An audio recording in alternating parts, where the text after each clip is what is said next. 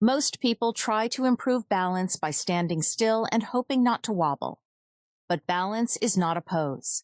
It is a fast conversation between your eyes, nerves, joints, brain, and muscles. And that conversation can be trained. I'm Catherine Blake, and today I'll show you a simple 3-minute routine for older adults. You do not need a gym, expensive equipment, or a pill. 3 minutes is a starting dose, not a miracle cure, but practiced consistently, it can begin waking up the systems that keep you steady. Your body makes tiny corrections every second you are standing. The feet sense pressure, the eyes report your position, the inner ears detect movement, and the brain sends instructions to the muscles. Think of this as a group of workers using walkie-talkies.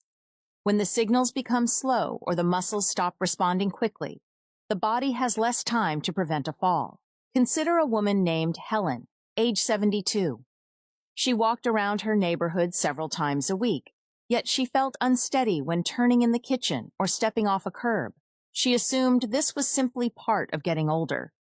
In reality, walking was helping her endurance, but it was not challenging her balance in different directions. After she began practicing a few supported movements each day, she became more confident moving around her home. Today, I'll guide you through 6 movements, each lasting about 30 seconds. Together, they train the ankles, calves, hips, thighs, posture, and brain. The exercises gradually become more challenging, so keep a stable kitchen counter or heavy chair within reach. Wear supportive shoes or practice barefoot only on a firm, non-slip floor. Do not use a chair with wheels. If you have recently fallen, cannot stand without help, experience severe dizziness, or have been told to limit activity, speak with a doctor or physical therapist before beginning. The first movement is the heel-to-toe rock. Many people believe poor balance begins in the hips. Often, one of the earliest weak links is lower down, around the ankles and feet. These areas contain sensors that tell the brain where your weight is resting. Stand tall behind the counter with your feet about hip-width apart. Hold the counter gently. Slowly shift forward onto the balls of your feet without bending at the waist. Then rock backward slightly, lifting your toes while keeping your heels down. Continue slowly for 30 seconds. Do not try to move far. The movement should be small and controlled. Imagine the feet as the foundation of a house. If the foundation cannot sense changing pressure, everything above it must work harder. The ankle muscles act like small steering cables. They make quick corrections before the body begins leaning too far. Balance training is recommended for older adults because these control systems can improve when they are challenged regularly. If rocking backward feels unsafe, simply lift and lower the toes without shifting your body. The second movement is the side-to-side weight shift. People commonly think balance problems happen only when moving forward. Many falls, however, begin when the body moves sideways during a turn, a quick step, or an attempt to avoid an object. Keep both hands close to the counter. Move your weight gently toward your right foot without lifting the left foot. Return to the center, then shift toward the left. Continue for 30 seconds. Your hips contain muscles that help prevent the pelvis from dropping. Think of them as the guide ropes supporting a tall tent. When one rope reacts too slowly, the entire structure begins leaning. The goal is not to sway as far as possible. Move only until you feel one leg accepting more weight. Keep your shoulders level and your eyes looking forward. As control improves, use a lighter touch on the counter. The third movement is the supported heel raise. Heel raises are often treated as a simple calf exercise. In truth, the calves also help control forward movement and provide the push needed for walking, stairs, and quick recovery steps. Stand with both feet facing forward. Rise slowly onto the balls of your feet. Pause briefly and lower your heels with control. Continue for 30 seconds. Avoid bouncing. Picture the calves as springs underneath the body. A weak spring gives little support and collapses quickly. A trained spring stores and releases force in a controlled way. The slow lowering phase is especially valuable because the muscles must act like brakes. If both heels rising together feels difficult, reduce the height. If it feels easy, use only your fingertips for support, but keep the counter close. If you plan to try this 3-minute routine today, comment yes. A small written commitment can make it easier to turn the routine into a daily habit. The fourth movement is the supported heel-to-toe stance. This is where balance becomes more demanding. People often stand with their feet wide apart because it feels secure.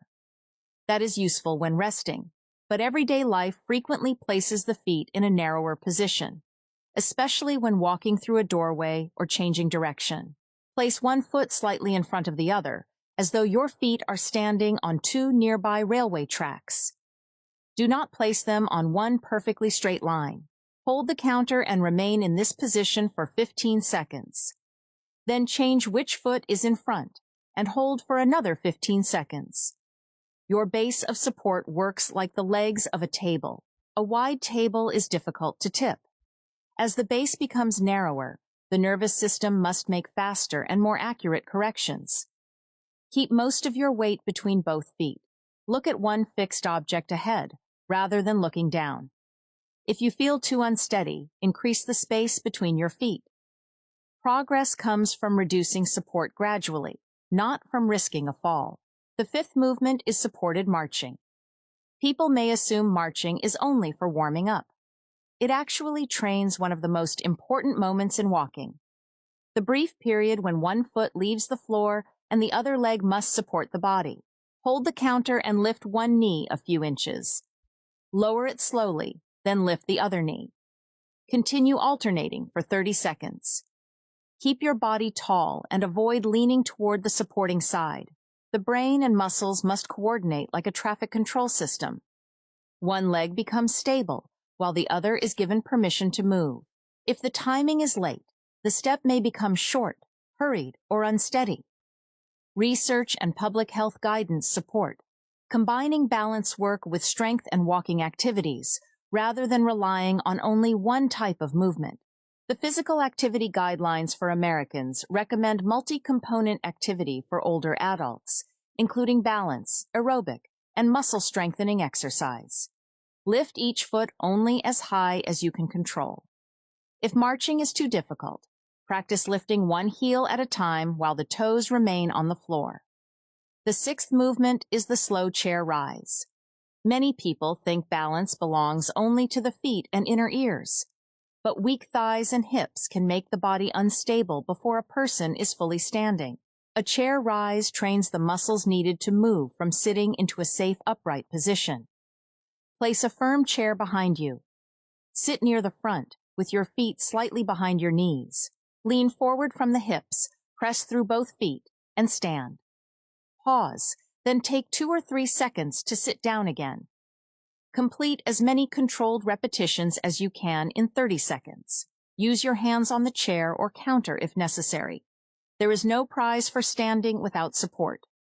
The goal is to give the legs a safe challenge. Think of the thighs and hips as the motor that lifts an elevator. If the motor is weak, the arms must pull on furniture and the body may lurch forward. The CDC's fall prevention resources include chair rise exercise because leg strength is an important part of staying steady and independent. This final movement also gives you useful information. If standing becomes suddenly harder, one leg feels much weaker, or you repeatedly fall backward into the chair, arrange a medical assessment. But this is where the issue becomes more serious. Not every balance problem can be corrected through exercise. Balance can be affected by vision changes, inner ear disorders, nerve damage, low blood pressure, dehydration, foot pain, or medicines that cause sleepiness and dizziness. Exercise may strengthen your response, but it cannot remove every cause. That would be like improving a car's steering while ignoring a flat tire. Tell your clinician if you have fallen, nearly fallen several times, or begun limiting activities because you feel unsteady. A medication review, eye examination, hearing or inner ear assessment, blood pressure check, and physical therapy evaluation may identify problems this routine cannot reveal. A sudden loss of balance is different from gradual age-related unsteadiness. If severe imbalance begins abruptly with facial drooping, arm weakness, numbness, speech trouble, double vision, confusion, or a severe unfamiliar headache, call emergency services immediately. Those may be signs of a stroke. Do not practice the routine and wait to see whether the symptoms improve. Supplements are not the main solution. Vitamin D may support muscle and bone health when a person has a deficiency, but taking extra vitamin D does not directly retrain the balance system. Consult a doctor before using it, especially if you have kidney problems, high calcium levels, or take regular medication. To progress safely, repeat the routine once a day for the first week. When it feels controlled, add a second round or combine it with regular walking and strength exercise. Change only one thing at a time. Use slightly less hand support, slow a movement, or add a few repetitions. The National Institute on Aging explains that balance involves maintaining stability while standing and moving. This is why the routine includes ankle control, sideways movement, narrow standing, marching, and leg strength. Each movement trains a different part of the same safety system. Now you know that balance is not something you either have or lose forever. It is a skill supported by sensory signals, quick muscle reactions, and strength. The heel-to-toe rock wakes the ankles. Weight shifts train sideways control. Heel raises strengthen the calves. The narrow stance challenges stability. Marching prepares the body for single leg support. Chair rises build the power needed to stand safely. Your action step is simple. Clear a safe space beside a stable counter and complete one 3-minute round today. Notice which movement feels least controlled. That is not a reason to avoid it. It is a reason to practice it with more support or discuss it with a physical therapist. Subscribe for more calm, practical health guidance. Comment with the movement you found most helpful and share this routine with someone who has started feeling less steady.